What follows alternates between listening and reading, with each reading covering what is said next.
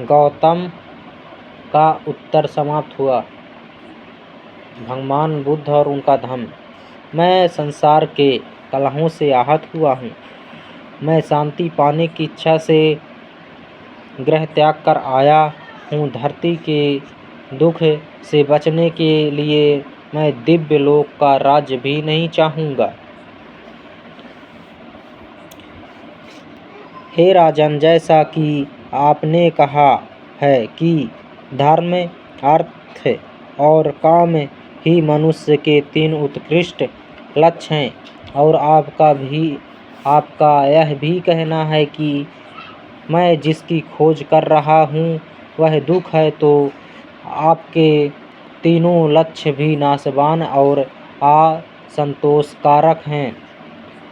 और जो आपका यह कहना है कि वृद्धावस्था आने तक प्रतीक्षा करो क्योंकि तरुणाई अनित्य है, तो आपका यह कथन ही सुनिश्चित नहीं है क्योंकि तरुणाई भी स्थिर हो सकती है और वृद्धावस्था अनिश्चित।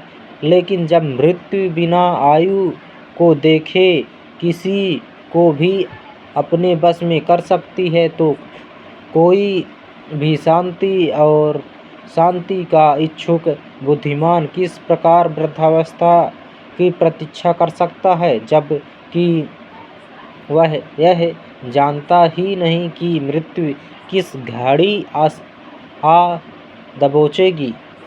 जब मृत्यु वृद्धावस्था रूपी शस्त्र हाथ में लिए एक शिकारी की तरह तैयार खड़ी है और रोग रूपी बाण प्राणियों पर प्रहार कर रहे हैं, जो मृत्यु रूपी जंगल में हिरणों की तरह भागे जा रहे हैं, तब कौन दीर्घायु होने की कामना कर सकता है।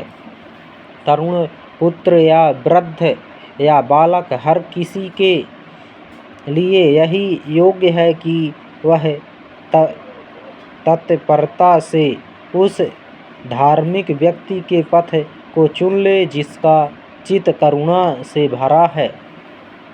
और आपका जो यह कहना है कि मैं धर्म के लिए यज्ञ करने में अप्रमादी बनूं क्योंकि वो मेरे कुल के अनुकूल हैं और यशकर फलदायी हैं, तो मैं ऐसे यज्ञों के फल को नहीं चाहता जो दूसरों को पीड़ा पहुँचाने के लिए किए जाते हैं।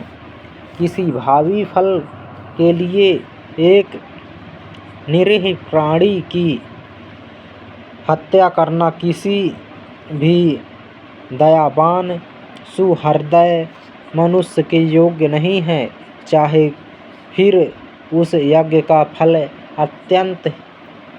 अनंत ही क्यों न हो।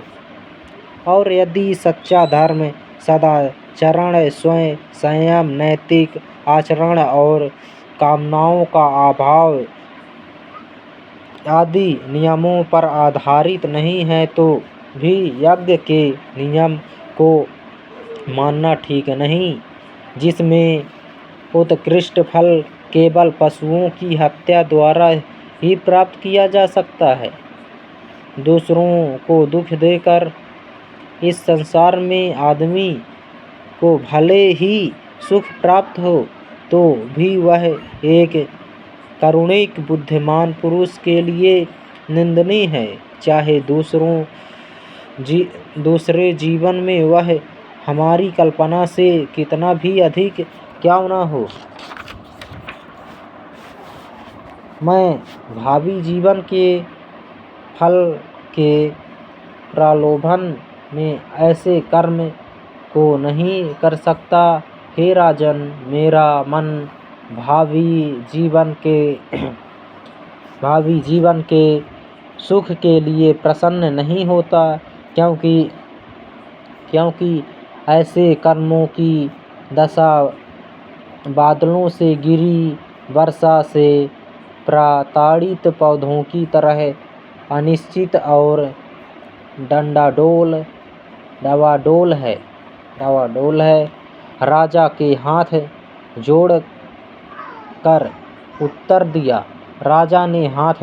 उत्तर दिया, तुम अपने उद्देश्य को बिना बाधा प्राप्त करने में सफल हो। जब तुम्हें वह सब प्राप्त हो जाए जिसकी खोज में तुम हो, तो तुम मुझ पर कृपया करते हुए यहाँ अवश्य पधारना। भगवान गौतम बुद्ध को फिर अपने राज्य में आने के लिए वचन वृद्ध पर अपने दरबारियों रहित राजा लौट कर अपने महल को चला गया।